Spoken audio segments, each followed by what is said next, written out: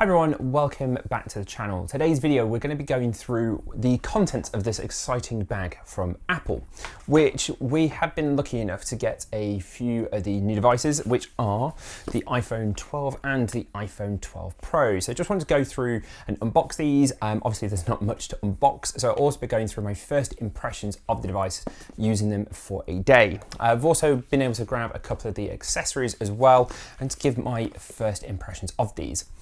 I'll be coming from an iPhone XS, so I really want to see whether it's worth upgrading from the 12 to the 12 Pro and if it's worth upgrading at all. Really hope you enjoyed the video, so let's get into it.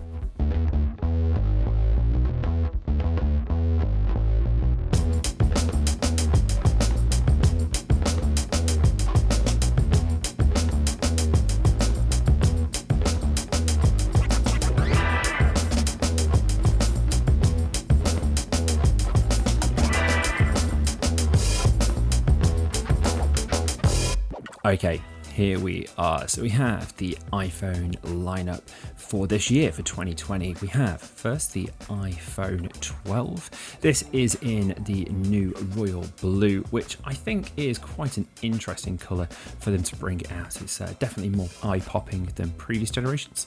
We then also have the iPhone 12 Pro in what I think is probably the nicest colour, Pacific blue. We also then have the iPhone 12 and 12 Pro clear case with the MagSafe integration. MagSafe has made its way back this year, which I think a lot of people are very excited about. To go aligning with that, we also have the MagSafe charger, so the new wireless Qi charging from Apple.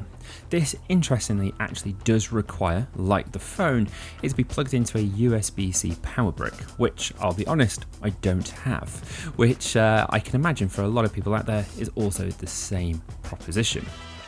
Gone are the bundled-in headphones and things like the Lightning 2 headphone jack. Apple have obviously gone for a very minimalistic look this year, so let's pick what we'll look for first.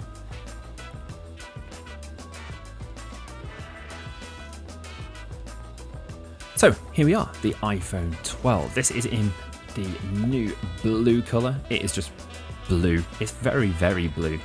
This is a 64 gigs. This is a base model, which I think a lot of people will actually pick up. It's one of the new colours. It's very exciting. And as you can see, you don't really get that much in this very slim and more economical version of the box this year. So you literally get the iPhone, you get the USB-C to Lightning cable, and a little bit of scripture from Apple.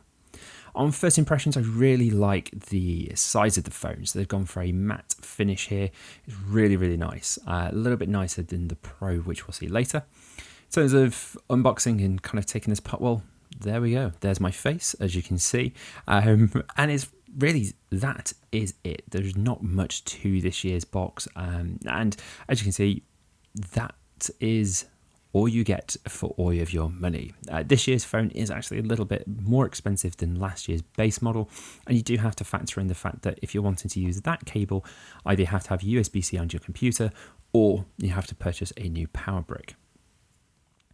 If anyone's like me, I use wireless charging already everywhere, so this year's MagSafe will come in handy, but I'm just going to use these phones on my current wireless setup, mainly from Anker and hopefully some new other brands in the future. But first impressions, it's light. I really like these squared off finishes. I really do like that fit and finish to the phone. It's really nice. So let's check out its older and more expensive brother. So we've got the iPhone 12 Pro. This is in the Pacific blue. Again, a new colorway for Apple this year. There's not really much need for any sort of unboxing here either. It is exactly the same as what you get in the iPhone 12. Very, very similar. I do quite like how on the Pro they've gone for this matte black finish. It makes it look and feel a little bit more professional, even if the phone is only slightly different. Okay, and as we can see, we have a matte finish to the back this year. It is, I think, a nicer finish to the back on the Pro than it is the standard iPhone 12. It's less likely to get fingerprints all over it. But the sides are that brushed aluminium, which will mean that you'll get more on the sides. So neither phone are absolutely perfect for fingerprint marks. And I actually have quite warm hands.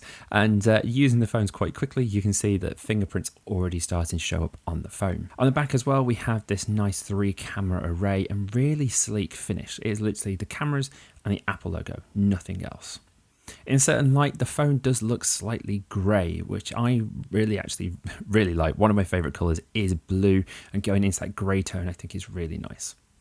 So at the bottom, obviously we're all a little bit disappointed to not see USB-C at the bottom. It's still a Lightning, but with the addition to things like the MagSafe chargers and wireless charging being pretty universal right now, I don't think it's going to be a big deal breaker. It's probably something we won't see next year. So looking at both of the phones and comparing them, you can see the blue is very, very royal blue compared to the more matte finish and grey toned to the Pro. But which do you prefer? Which do you like more? Let me know in the comments below. In terms of the size, I really do actually prefer the size of the standard Pro, but comparing it to something like my iPhone XS, which has got the rounded curve finishes to the previous gen of iPhones, is definitely different. So now to the accessories, and we have the MagSafe case. The MagSafe case is actually more plastic than I thought. It's more of a hardened plastic, and from experience I quite like a soft touch plastic to my case, if not fabric, and I'll be personally quite honest, for the money, I'm not that impressed with this case. I quite like the look of the white ring and the little racing stripe down the bottom, but actually fitting this to the phone, it was meant to be easier through magnets, and I didn't actually find that at all. I think that's something that I've seen on other reviews. This isn't actually the easiest to get onto a phone. You do have the little touches on the inside with the serial number of the case, which again, I've never seen on a case that have a serial number, but it is this hardened plastic and it's actually not what I was expecting. Putting it in, you can see here, I do struggle a little bit. I did think it was going to be easier to fit in, and I did feel as though with this, if you've taken it in and out quite a lot, which I probably will try and take product shots, I do feel like it could snap, which obviously for a case of this price isn't the best first impression. It might grow on me, but yeah, at the start, I'd probably maybe look at other cases.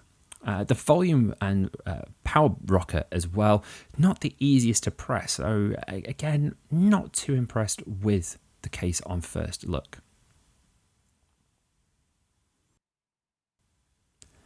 Now, the star of the show, the MagSafe chargers. There's been a lot of talk about MagSafe coming back. I still have a 2015 MacBook Pro, one of my favourite computers of all time, and that did have the last generation of MagSafe. This obviously uses magnets to connect to your phone to make sure that the coil for wireless charging always hits the right spot. One criticism that comes of wireless chargers is the fact you have a single coil, you have to get it on it, and if you miss the coil, well, your phone doesn't charge.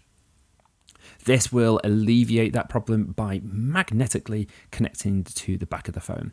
It even works on phones like the Google Pixel 5, which is quite interesting. One of the drawbacks I would say to the MagSafe is the fact that you don't either get a connector for USB-C to a USB-A power adapter, but it is just USB-C all on its own. So you have to have a USB-C power brick or connect it to a computer which has USB-C. A little bit of a drawback for me and an extra cost going into this new ecosystem. But what do you think? Do you think you'll pick up a MagSafe with the new iPhone? I do quite like it. I do think it's something that's going to grow. I can imagine once we get more third-party support, it's going to be really nice. So the iPhone 12 and 12 Pro, what are my first impressions? Well, the first few things that I've noticed compared to my iPhone XS is the camera module on the back. The ultra-wide and the ability to use night mode is much better than my previous gen iPhone, and the photographs do look a lot sharper. I do really like how the edges are squared off, and it is an improvement to the feel. But my girlfriend, she didn't like it. She didn't like it as much as her older iPhone 7, but I quite liked the new finish. It felt more like the iPad Pro and new Air. I do really also like the new finish to the iPhone 12 Pro. I do prefer it over the iPhone 12, but what do you think? What do you prefer? Let me know in the comments below, and I'll see you in the video for the full review. See you soon. Bye for now.